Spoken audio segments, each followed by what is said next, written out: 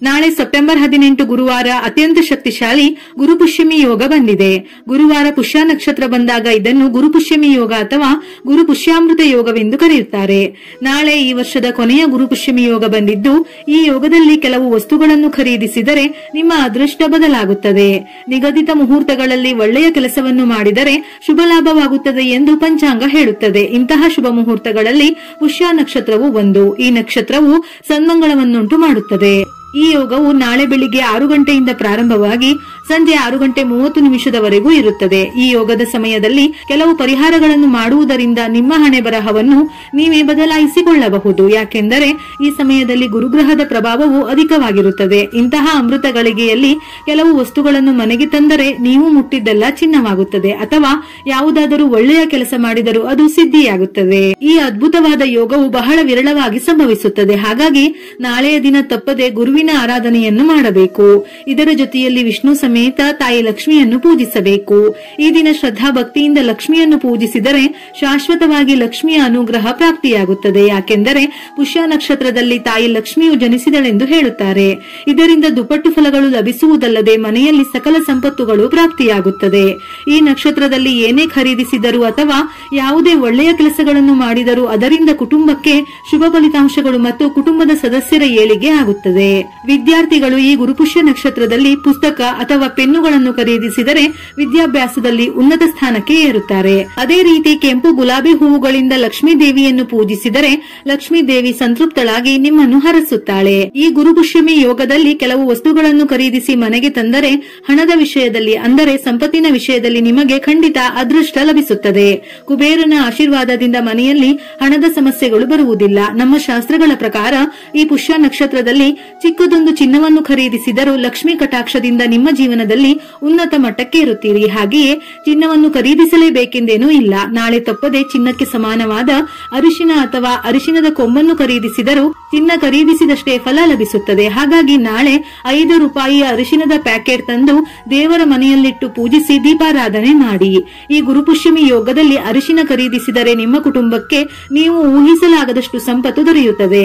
ಅರಿಶಿನವು ಲಕ್ಷ್ಮೀ ದೇವಿಯನ್ನು ಆಕರ್ಷಿಸುತ್ತದೆ. ಆದ್ದರಿಂದ ಈ ಗುರುಪುಷ್ಯಮಿ ಯೋಗದಲ್ಲಿ ಅರಿಶಿನ ಖರೀದಿಸಿದರೆ ನಿಮ್ಮ ಮನೆಗೆ ಲಕ್ಷ್ಮೀ ಕಟಾಕ್ಷ ಪ್ರಾಪ್ತಿಯಾಗುತ್ತದೆ. ಇದರ ಜೊತೆಯಲ್ಲಿ ಅರಿಶಿನ ಬಣ್ಣದ ಯಾವುದೇ ವಸ್ತುವನ್ನು ಖರೀದಿಸಿದರೂ ಅಂದರೆ ಕಡಲೆಬೇಳೆ, ಹಿತ್ತಾಳೆ, ತುಪ್ಪ ಇವುಗಳಲ್ಲಿ ಯಾವುದಾದರೂ ಒಂದನ್ನು ಖರೀದಿಸಿದರೂ ನಿಮ್ಮ ಮನೆಗೆ ಧನಲಕ್ಷ್ಮಿ ಬಂದಂತೆ. ಹಾಗೆಯೇ ಬೆಳ್ಳಿ, ವಾಹನಗಳು ಅಥವಾ ಎಲೆಕ್ಟ್ರಿಕ್ ವಸ್ತುಗಳನ್ನು ಖರೀದಿಸಿದರೂ ಅಪಾರ ಸಂಪತ್ತು ಲಭಿಸಿ ನೀವು ಬೇಗನೆ ಶ್ರೀಮಂತರಾಗುತ್ತೀರಿ.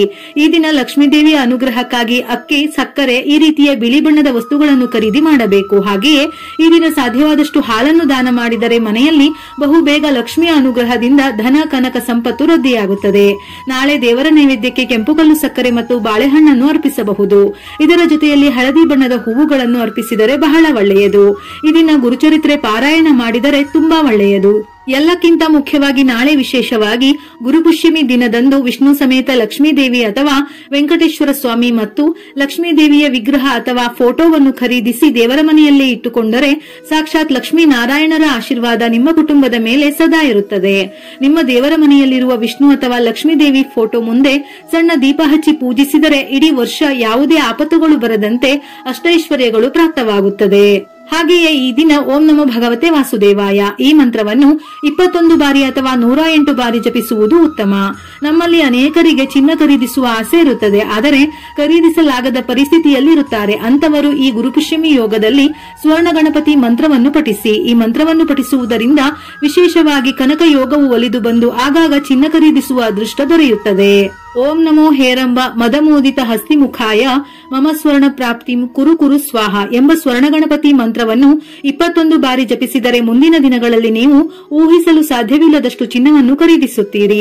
ನಿಮ್ಮ ಕಷ್ಟಗಳೆಲ್ಲವೂ ಬೇಗನೆ ದೂರವಾಗಬೇಕಾದರೆ ಗುರುವಾರ ತಪ್ಪದೆ ನಿಮ್ಮ ಮನೆಯಲ್ಲಿ ಸಾಂಬ್ರಾಣಿ ಧೂಪ ಹಾಕಿ. ಇದರಿಂದ ಮನೆಯಲ್ಲಿರುವ ನೆಗೆಟಿವ್ ಶಕ್ತಿ ನಿವಾರಣೆಯಾಗಿ ಕುಟುಂಬದ ಸಮಸ್ಯೆಗಳು ನಿವಾರಣೆಯಾಗುತ್ತದೆ. ಹಾಗೆಯೇ ಮನೆಯ ಮುಖ್ಯ ದ್ವಾರಕ್ಕೆ ಅರಿಶಿನ ಲೇಪಿಸಿ ಕುಂಕುಮದ ಬೊಟ್ಟು ಇಟ್ಟು ದ್ವಾರದ ಮುಂದೆ ಸ್ವಸ್ತಿ ಚಿಹ್ನೆಯನ್ನು ಹಾಕಿ ಹಾಕಿ ಸ್ವಸ್ತಿಕ್ ಚಿಹ್ನೆಯಲ್ಲಿ ಸಕಲ ದೇವತೆಗಳು ನೆಲೆಸಿರುತ್ತಾರೆ. ಹಾಗಾಗಿ ನಿಮ್ಮ ಮನೆಯ ಮುಖ್ಯ ದ್ವಾರದ ಮೇಲೆ ಅರಿಶಿನದಿಂದ ಸ್ವಸ್ತಿಕ್ ಚಿಹ್ನೆ ಹಾಕಿದರೆ ನಿಮ್ಮ ಜೀವನವು ಶೂನ್ಯದಿಂದ ಉನ್ನತ ಮಟ್ಟಕ್ಕೆ ಏರುತ್ತದೆ. ಅಷ್ಟ ದರಿದ್ರಗಳು ದೂರವಾಗಿ ಅದೃಷ್ಟ ನಿಮ್ಮ ಮನೆಗೆ ಕಾಲಿಡುತ್ತದೆ. ನಾಳೆ ಸಂಜೆ 6 ಗಂಟೆಯ ನಂತರ ಮನೆಯ ಮುಂದೆ 2 ದೀಪಗಳನ್ನು ಹಚ್ಚಿ ದ್ವಾರಕ್ಕೆ ಆರತಿ ಬೆಳಗಿ. ಇದರಿಂದ ದೇವತೆಗಳು ನಿಮ್ಮ ಮನೆಗೆ ಪ್ರವೇಶಿಸುತ್ತಾರೆ. ಗುರುಪುಷ್ಯಮಿ ಯೋಗದ ದಿನ ಎಲ್ಲರೂ ನೀರಿಗೆ ಸ್ವಲ್ಪ ಅರಿಶಿನ ಸೇರಿಸಿ ಸ್ನಾನ ಮಾಡಿ ನಿಮ್ಮ ಜಾತಕದಲ್ಲಿರುವ ದುರಾದೃಷ್ಟ ದೂರವಾಗಿ ಅದೃಷ್ಟ ಮತ್ತು ಐಶ್ವರ್ಯ ವೃದ್ಧಿಯಾಗುತ್ತದೆ. ಹಾಗೆಯೇ ಅರಿಶಿನ ಬಣ್ಣದ ಬಟ್ಟೆಗಳನ್ನು ಧರಿಸಿದರೆ ಪ್ರತಿ ಕೆಲಸದಲ್ಲೂ ಯಶಸ್ಸು ಸಾಧಿಸುತ್ತೀರಿ.